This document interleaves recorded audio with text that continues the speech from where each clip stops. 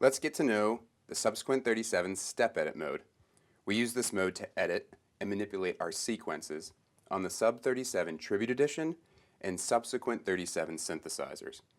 In today's video, we will record a sequence, edit the sequence in step edit mode, and review some other controls related to the sequencer. First, let's record a sequence.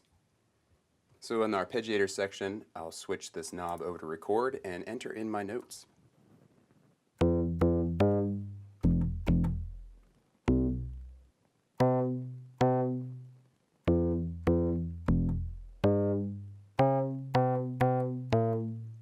Now keep in mind I could record up to 64 steps, but today I'll keep it simple at 16 steps. To play that back, I'll switch over to sequence, make sure that my sequencer is on, and choose the note to play from.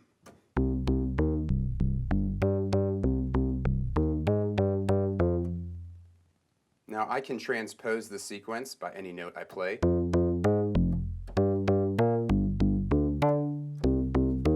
And of course I can latch it on and let it play through.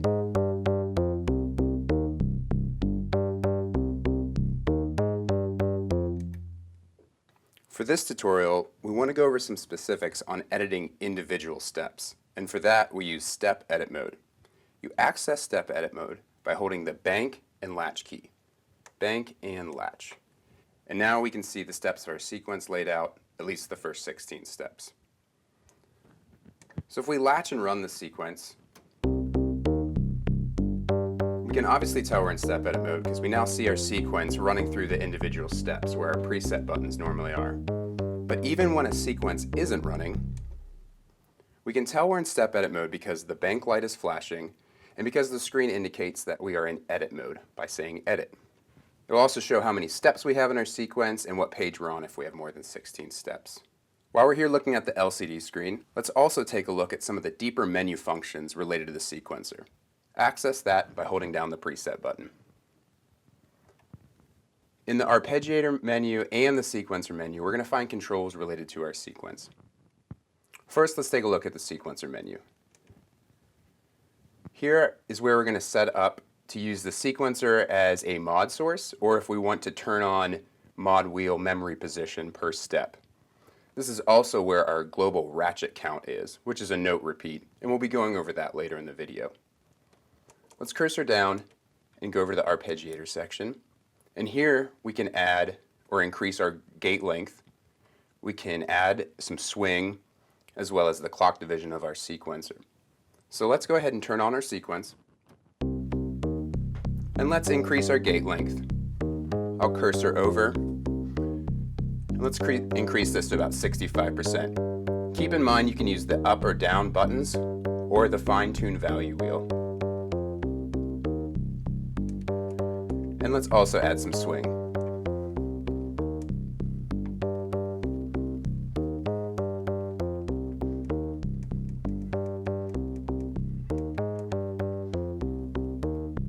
Great, we can return to the preset menu just by hitting that preset button again. Now that we have some swing and we know where some of our deeper sequencer options live, let's edit individual steps. It's extremely easy to add rest to a sequence in step edit mode. Simply press the step button you want to add a rest to. You'll notice the light is now blank, indicating a rest has been added. Let's turn that sequence on. And I can continue to add rests.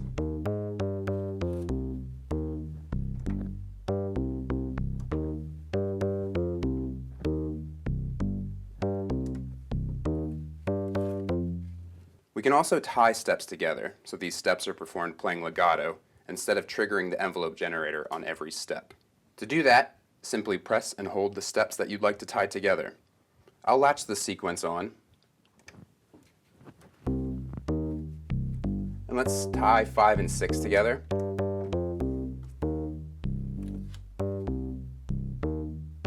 And let's go ahead and tie some more steps in the sequence together.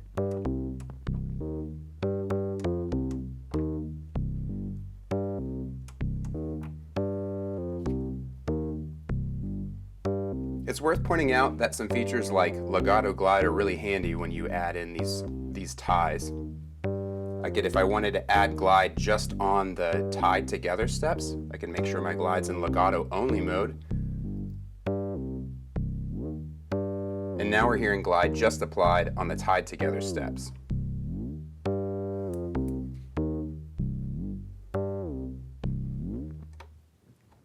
And of course, we can also edit the individual pitches of each step in step edit mode. To demonstrate this, let me run that sequence. I'll latch it on again.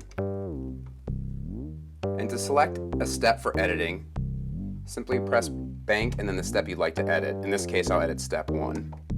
And you'll see step 1 is now flashing. Now I can use the keyboard to play any new note. And when it comes back to 1, we'll hear that new pitch, which is an octave up, but I could change it to anything.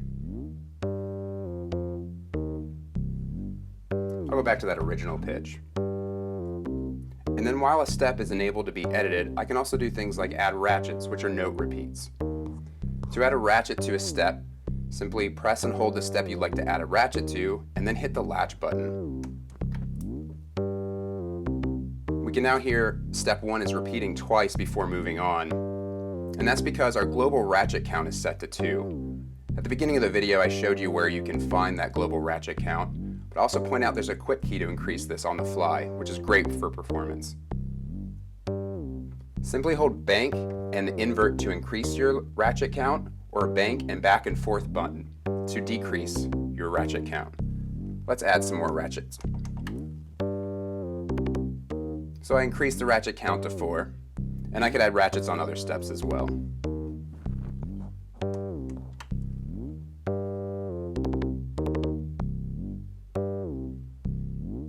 I'm going to take these off for the rest of the sequence.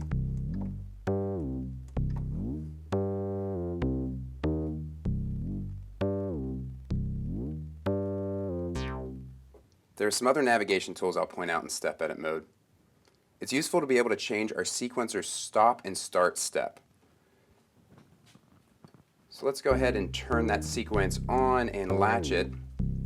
And if I want this sequence to start on step 9 instead, I just hold step 9 and then the leftmost keyboard octave arrow button. And now we have an 8-step sequence that's starting on step 9. Of course, bring that back to step 1 by holding step 1 and again the leftmost keyboard octave arrow button. And I could change the end point as well. If I want to make it an 8-step sequence that ends on step 8, I hit step 8 and then the rightmost keyboard octave arrow.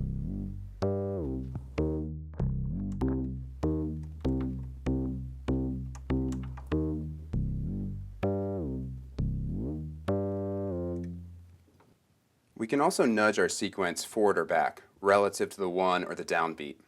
Again, I'll latch that sequence on.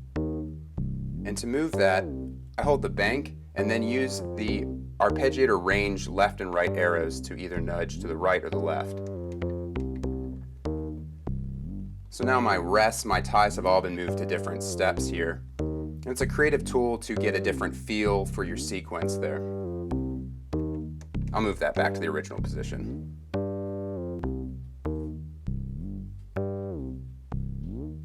We can also skip steps entirely. To do that, just pick the step you'd like to skip, hold that down, and then press the ARP on button. So to skip step 13 entirely, I just hold step 13 and then press the ARP on button. And it skips step 13, moves on to 14 like we have a 15-step sequence. I'm going to go ahead and bring that back.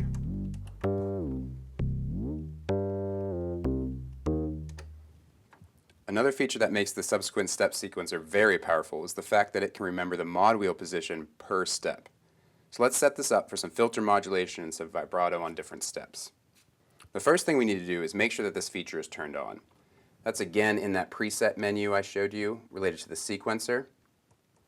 I'll navigate back to the sequencer menu, and we want to scroll down to mod wheel control and make sure that that is turned on. The other thing we want to do is we want to make sure that the controller for each Modbus that we want to have remembered per step is turned on as well. And that's done in the controller menus, which is really easy to access, pressing this controller button in the Modbus. Then from there we'll go to Mod 1 Edit, go to that page, and the program source, we want to change this to the sequencer. And sequencer mod is what that's called. That just means per step we can have a different modulation value, and we can have that be remembered on the mod wheel per position. I'm going to set that up on Modbus 1, which I've done, and also do it for Modbus 2, because I have some vibrato on that Modbus. We'll navigate over to sequence mod on this again, and now we should be all set up and good to record in our mod wheel positions. It's important to point out that the mod wheel is a bipolar control when you're using it in this instance, so that I can set up negative values or positive values. So if we don't want to have a value on a step, that needs to be in the unity position. And then to record in those mod wheel positions, you just select the steps you'd like to edit. I'll go through and add some stuff here. I'm just going to clear out everything until the very last 4 steps, and we'll open up the filter and add vibrato that way. So I'm just going through, selecting all the steps, making sure that unity is being recorded for the mod wheel position. And now that I'm on step 13, I'm going to gradually increase my mod wheel.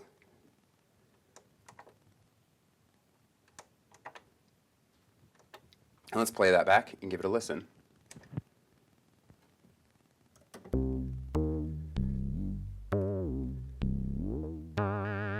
And we can hear on those last 4 steps really that filter open up and some vibrato being added. Now we could record these positions whether the sequence is playing or not, so we could go through on the fly and add some more.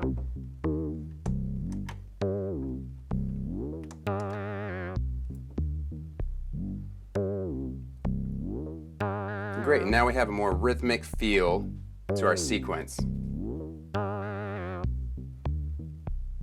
I hope you enjoyed seeing how powerful step edit mode is on the Sub 37 and subsequent 37 synthesizers. If you have any questions, please leave it in the comments below.